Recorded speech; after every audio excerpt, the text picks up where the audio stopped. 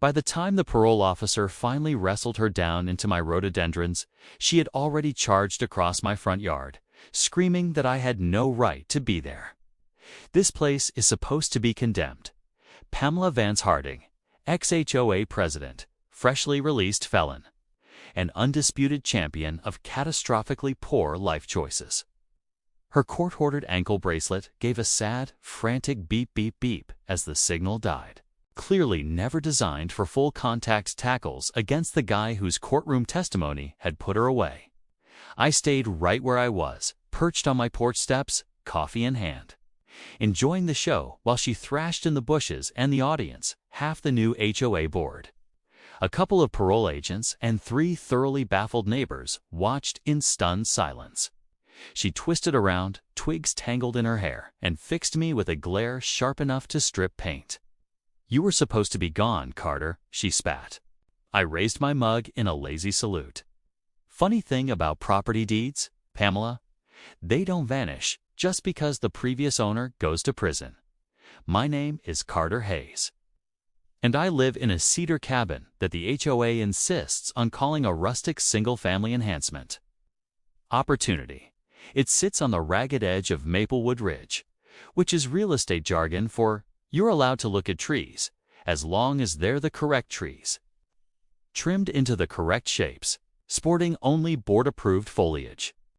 I bought the place precisely because it was shoved as far from the cul-de-sac McMansions as the plat map allowed, half swallowed by pines, a creek gurgling behind it. Far enough away that I could pretend I didn't actually live in a suburb with covenants. Then came Pamela Vance Harding, at the time reigning monarch of the Maplewood Ridge Homeowners Association. Pamela radiated the frantic energy of someone who had the bylaws professionally bound and kept extra copies in her glove box. Her hair was always wrenched back into a bun so severe it looked like it filed its own taxes. The day I moved in, she appeared on my doorstep, clutching a welcome basket in one hand and a tape measure in the other. "We don't typically permit cabins," she said, eyeing my walls like the cedar might be contagious. "But since yours is pre-existing, we'll simply need to bring it into aesthetic compliance." I told her a cabin in the woods kind of was the aesthetic. She smiled the way a cat smiles at a broken vase. "We'll see about that." 3 months later, she declared total war. It started gently, polite little notices slid under the door. "Your firewood stack requires an approved enclosure. Your porch light is the wrong. Kelvin all bulbs must be HOA mandated soft white 2,700,000. Unpermitted wildlife activity detected. Please remedy immediately." The wildlife was a raccoon named Rocky. Rocky had never read the covenants and didn't plan to start. Then it got weird. I caught her at night, creeping through the trees with a flashlight, photographing my roofline, pacing the distance from foundation to creek with a laser measure, like she was surveying for the pyramids. In email, as she began calling it the shack, she circulated a photoshopped rendering of my cabin, repainted in mandatory neighborhood taupe, complete with vinyl siding and a sad little HOA-approved shutter. When I pointed out that county records listed it as my legal primary residence, she escalated fake violations, daily fines, threats of liens, mandatory architectural review boards that met at dawn. When none of that budged me, she went full supervillain. She filed anonymous complaints claiming my 100-year-old wiring was a fire hazard and my wood stove violated modern code. The county inspector showed up, walked through once, and told me this is the safest house I've seen all week. He signed the report with a big, satisfied flourish and left. That should have been the end of it. Instead, it gave Pamela a terrible new idea. If she couldn't get the place condemned legitimately, she'd just fake something condemnable. One February night, the power at my cabin went out, only my cabin, while the wind screamed through the pines like a horror movie soundtrack. I grabbed a flashlight, went to the breaker box, and found the lock clipped, the panel hanging open. The main feed ripped out in a way that no squirrel or storm could ever manage. And there, nailed to a tree at the edge of the road, was a cheap, battery-powered security camera pointed straight at my front door. The kind paranoid people buy because they're scared of porch pirates. The next morning, sheriff's deputy knocked. "Got a report you bypassed the meter and you're stealing electricity from the HOA grid," he said, sounding embarrassed to even repeat it. I glanced at the complaint form. Complainant, Vance Harding, Pamela. I walked him to the box, showed him the cut lock and the yanked cables. He winced. Whoever called this in isn't really bright. That's vandalism, not theft. He took pictures, wrote it up, and asked if I had cameras of my own yet. Not yet, I told him. Give me until this afternoon. What Pamela never found out was that I installed them that same day. One on the eaves, one hidden in the pines by the road, one covering the footpath from the cul-de-sac. 3 weeks later, when the sheriff came back, this time with a search warrant, because Pamela had sworn I was running a meth lab in the woods, I was ready. I handed him a flash drive and invited him to pull up a chair. "There's no meth lab," I told the sheriff, handing over the remote so he could watch in HD. "Just your star witness committing what my lawyer later called a greatest hits album of felonies." The footage rolled. Pamela at 2:14 a.m., snipping my breaker box lock with bolt cutters. Pamela at 2:27 a.m., stuffing a suspicious plastic bag under my firewood like she was hiding Easter eggs for the DEA. Pamela at 2:41 a.m., on her burner phone in her running SUV, was whispering sweet nothings to 911. The deputy's jaw got tighter with every time stomp. "Yeah," he finally said, ejecting the drive like it was radioactive. "That's evidence tampering, false report, vandalism, the full buffet." 2 months later, Pamela was convicted on every count the prosecutor could stack. Filing false reports, tampering, vandalism, stalking, and harassment. The judge listened to her tearful speech about protecting community standards, then sentenced her to 3 years in state prison without a flicker of sympathy. Everyone, including Pamela, assumed the cabin would be gone long before she walked free. Everyone was wrong.